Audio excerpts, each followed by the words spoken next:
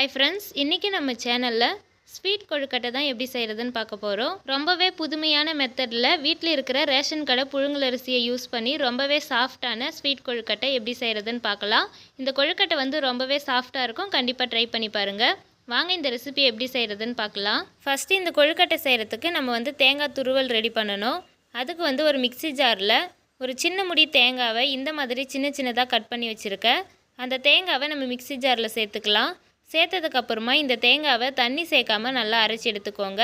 நம்ம தண்ணி சேர்க்காமல் அரைக்கும்போது நம்மளுக்கு இந்த தேங்காய் துருவல் நல்லா பூ மாதிரி கிடைக்கும். பாருங்கள், இந்த மாதிரி நம்ம அரைச்சி எடுத்துக்கணும். இப்போ அரைச்சி வச்சுருக்க தேங்காய் துருவலை நம்ம இந்த மாதிரி ஒரு பவுலில் சேர்த்துக்கலாம். நான் மிக்சி ஜாரில் அரைச்சிட்டு தான் இந்த தேங்காவை சேர்த்துருக்கேன். நீங்கள் துருவி சேர்க்குறதுனாலும் சேர்க்கலாம். நம்ம மிக்சி ஜாரில் அரைச்சிட்டு சேர்க்கும்போது நம்மளுக்கு கொழுக்கட்டை ரொம்ப சாஃப்டாக கிடைக்கும். இந்த கொழுக்கட்டை செய்கிறதுக்கு நம்ம மாவு ரெடி பண்ணணும். அதுக்கு 1 டம்ளர் அளவுக்கு ரேஷன் கடை புழுங்கல் அரிசியை தண்ணியில் ஒரு 3-4 முறை கழுவிட்டு ஒரு 3 மணி நேரம் நல்லா ஊற வச்சு எடுத்து வச்சுருக்கேன். இந்த அரிசியை இப்போ நம்ம அரைச்சி எடுத்துக்கலாம். நம்ம இந்த அரிசியை நல்லா 3 மணி நேரம் ஊற வச்சுருக்கிறதுனால அரிசி நல்லா ஊறி இருக்கும். அதனால் நம்மளுக்கு அரைக்கிறதுக்கு ரொம்பவே ஈஸியாக இருக்கும். இப்போ நம்ம ஊற வச்சுருக்க அரிசியை தண்ணி இல்லாமல் இந்த மாதிரி மிக்சி ஜாரில் சேர்த்துக்கலாம். இது கூடவே கொஞ்சமாக உப்பு சேர்த்துக்கோங்க. இது கூட வாசனைக்காக 2 ஏலக்காய் சேர்த்துக்கோங்க. உப்பு கொஞ்சமாக தான் சேர்க்கணும், அதிகமாக சேர்க்கக்கூடாது. உப்பு ஏலக்காய் சேர்த்ததுக்கப்புறமா இது கூட கொஞ்சமாக தண்ணி சேர்த்துக்கோங்க. தண்ணி சேர்த்துட்டு மிக்சி ஜாரை க்ளோஸ் பண்ணிவிட்டு இந்த மாவு நல்லா அரைச்சி எடுத்துக்கோங்க. மாவு ரொம்ப நைஸாகவும் அரைக்கக்கூடாது, அதே மாதிரி ரொம்ப நொய்யாகவும் இருக்கக்கூடாது. நம்ம கை வச்சு இது மாதிரி தேய்க்கும் போது லைட்டாக குறைன்னு இருக்கணும். அந்த அளவுக்கு அரைச்சிங்கன்னா நம்மளுக்கு கொழுக்கட்டை கரெக்டாக சாஃப்டாக வந்துடும். இப்போ நம்ம அரைச்சி வச்சுருக்க மாவை நம்ம அரைச்சி வச்சுருக்க தேங்காய் துருவல் கூடவே சேர்த்துக்கலாம். மாவு ரொம்ப நைஸாக அரைச்சிட்டிங்கன்னா கொழுக்கட்டை ரொம்ப பிசு பிசுன்னு இருக்கும். அதே மாதிரி ரொம்ப நொய்யாக அரைச்சிட்டிங்கன்னா சாப்பிடும்போது நல்லா இருக்காது. அதனால் கொஞ்சம் குறைன்னு இருக்கிற மாதிரி அரைச்சிக்கோங்க. இப்போ இந்த தேங்காய் துருவலும் இந்த மாவும் நல்லா மிக்ஸ் ஆகிற அளவுக்கு நம்ம மிக்ஸ் பண்ணணும். நம்ம தேங்காய் துருவல் இது மாதிரி மிக்சி ஜாரில் அரைச்சிட்டு சேர்க்கறதுனால நம்மளுக்கு மாவு ரொம்ப சாஃப்டாக இருக்கும், கொழுக்கட்டையும் ரொம்ப சாஃப்டாக இருக்கும். நார்மலாக நம்ம பச்சரிசியை ஊற வச்சு காய வச்சுட்டு அதுக்கப்புறமா மில்லில் கொடுத்து அரைச்சி அதுக்கப்புறம் கொழுக்கட்டை செய்வோம். இதுக்கப்புறம் அது மாதிரி அரிசி காய வச்சு மாவு அரைச்சி நம்ம கொழுக்கட்டை செய்யணும்னு அவசியமே கிடையாது. அரிசி ஊற வச்சு அப்படியே அரைச்சி நம்ம கொழுக்கட்டை செய்யலாம். ரொம்ப டேஸ்ட்டாகவும் சாஃப்டாகவும் இருக்கும். இப்போ இந்த மாவு தேங்காயெல்லாம் நல்லா மிக்ஸ் பண்ணி வச்சாச்சு. இப்போ ஸ்டவ் ஆன் பண்ணிவிட்டு கடாயை வச்சுக்கோங்க. அந்த கடாயில் வெல்லம் 1 கப் அளவுக்கு சேர்த்துக்கோங்க. வெல்லம் நீங்கள் 1/4 கிலோ அரிசி எடுக்கிறீங்கன்னா 1/4 கிலோ அளவுக்கு வெல்லம் சேர்த்துக்கோங்க. அது மாதிரி நம்ம வெல்லம் சேர்க்கும்போது நம்மளுக்கு இனிப்பு கரெக்டாக இருக்கும். இப்போ 1 கப் அளவுக்கு வெல்லம் இதில் சேர்த்ததுக்கப்புறமா இது கூட ஒரு 1/2 கப் அளவுக்கு தண்ணி சேர்த்துக்கோங்க.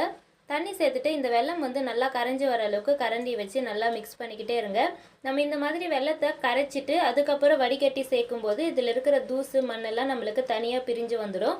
நீங்கள் எடுக்கிற வெல்லத்தில் தூசு மண்ணெல்லாம் இல்லைன்னா நீங்கள் டைரெக்டாக சேர்த்துக்கலாம். ஆனால் நம்ம எடுக்கிற வெல்லத்தில் தூசு மண் இருந்தால் நம்ம டைரெக்டாக சேர்க்கக்கூடாது. இது மாதிரி தண்ணியில் ஒரு டைம் கரைச்சிட்டு அதுக்கப்புறம் வடிகட்டி தான் சேர்க்கணும். இப்போ பாருங்கள், நம்ம சேர்த்துருக்கிற வெல்லம்லாம் நல்லா கரைஞ்சி தண்ணி நல்லா கொதிச்சு வந்திருக்கு. இந்த ஸ்டேஜில் நம்ம ஸ்டவ் ஆஃப் பண்ணிவிட்டு இது நல்லா ஆறுனதுக்கப்புறமா வடிகட்டி வச்சு வடிகட்டி எடுத்துக்கோங்க. இப்போ அதே கடாயை நான் கழுவிட்டு எடுத்து வச்சுருக்கேன். ஸ்டவ் ஆன் பண்ணிக்கோங்க. ஆன் பண்ணிவிட்டு நம்ம வடிகட்டி வச்சுருக்க வெல்லம் தண்ணியை இது கூட சேர்த்துக்கலாம். வெல்லம் தண்ணி சேர்த்ததுக்கப்புறமா இது கூட ஒரு சின்ன முடி தேங்காவை இந்த மாதிரி சின்ன சின்னதாக கட் பண்ணி எடுத்து வச்சுருக்கேன். அந்த தேங்காவையும் இது கூடவே சேர்த்துக்கலாம். நம்ம தேங்காவை இது மாதிரி சின்ன சின்னதாக கட் பண்ணி சேர்க்கும்போது கொழுக்கட்டை சாப்பிட்றப்போ அந்த தேங்காயெல்லாம் கடிப்படும்போது ரொம்ப டேஸ்ட்டாக இருக்கும். அதனால் இந்த மாதிரி சின்ன சின்னதாக தேங்காவை கட் பண்ணி சேர்த்துக்கோங்க. தேங்காய் சேர்த்ததுக்கப்புறமா இது கூடவே நம்ம தேங்காவும் அரிசி மாவும் மிக்ஸ் பண்ணி வச்சுருக்கோம்ல, அந்த மாவு இது கூடவே சேர்த்துக்கலாம். மாவு சேர்த்ததுக்கப்புறமா கரண்டியை வச்சு இந்த வெல்லமும் மாவும் மிக்ஸ் ஆகிற அளவுக்கு நல்லா மிக்ஸ் பண்ணிக்கோங்க.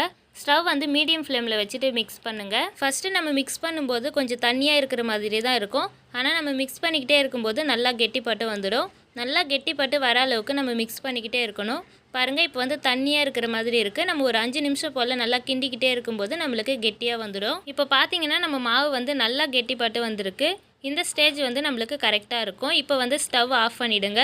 ஸ்டவ் ஆஃப் பண்ணிவிட்டு இந்த மாவு நல்லா ஆற விட்டுருங்க. அப்போ தான் நம்மளுக்கு கொழுக்கட்டை பிடிக்கும்போது சூடு இல்லாமல் இருக்கும்.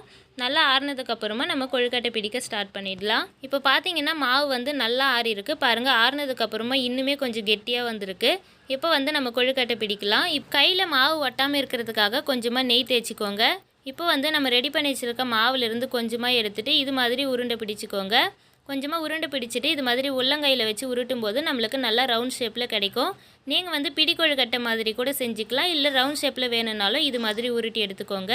இப்போ இதே மாதிரி மீதி இருக்கிற எல்லாத்தையும் நம்ம உருட்டி எடுத்துக்கலாம். பாருங்கள், இந்த மாதிரி எல்லாத்தையும் உருட்டி எடுத்துக்கோங்க. இப்போ நான் 1 டம்ளர் அளவுக்கு அரிசி எடுத்திருக்கேன். அந்த அரிசிக்கு வந்து எனக்கு இந்த அளவுக்கு கொழுக்கட்டை கிடச்சிருக்கு. இப்போ வந்து ஸ்டவ் ஆன் பண்ணிவிட்டு இட்லி பாத்திரம் வச்சுக்கோங்க. அதில் கொஞ்சமாக தண்ணி சேர்த்துக்கோங்க. தண்ணி சேர்த்துட்டு இட்லி பிளேட் வச்சுட்டு நம்ம ரெடி பண்ணி வச்சுருக்க கொழுக்கட்டை உருண்டைகளை இதில் சேர்த்துக்கலாம். எல்லா உருண்டைகளையும் இதில் சேர்த்ததுக்கப்புறமா இட்லி பாத்திரத்தை மூடிட்டு ஒரு 15 நிமிஷம் வேக வச்சு எடுத்துக்கோங்க. 15 நிமிஷம் நம்ம வேக வச்சோம்னா நம்மளுக்கு கொழுக்கட்டை வந்து ரொம்பவே சூப்பராக வெந்து வந்துடும். 15 நிமிஷம் கழித்து ஓப்பன் பண்ணி பார்க்கலாம். பாருங்கள், நம்ம கொழுக்கட்டை வந்து நல்லா சூப்பராக வெந்து வந்திருக்கு. நான் சொல்கிற அதே மெத்தடில் நீங்களும் இந்த கொழுக்கட்டை ரெசிபியை செஞ்சு பாருங்கள். எத்தனை மணி நேரம் வச்சுருந்தாலும் ரொம்ப சாஃப்டாக இருக்கும் இந்த கொழுக்கட்டை. அவ்வளோதான், நம்ம டேஸ்டியான வெல்லம் கொழுக்கட்டை புதுமையான மெத்தடில் எப்படி செய்கிறதுன்னு பார்த்தோம். கண்டிப்பாக உடனே நீங்களும் இந்த ரெசிபி உங்கள் வீட்டில் ட்ரை பண்ணி பாருங்கள். ட்ரை பண்ணி பார்த்துட்டு எப்படி இருக்குன்னு மறக்காமல் கமெண்ட் பாக்ஸில் கமெண்ட் பண்ணுங்கள். இந்த வீடியோ பிடிச்சிருந்தா நம்ம சேனலை சப்ஸ்கிரைப் பண்ணிக்கோங்க. உங்கள் ஃப்ரெண்ட்ஸ் அண்ட் ஃபேமிலிக்கு இந்த வீடியோவை ஷேர் பண்ணுங்கள். தேங்க்யூ.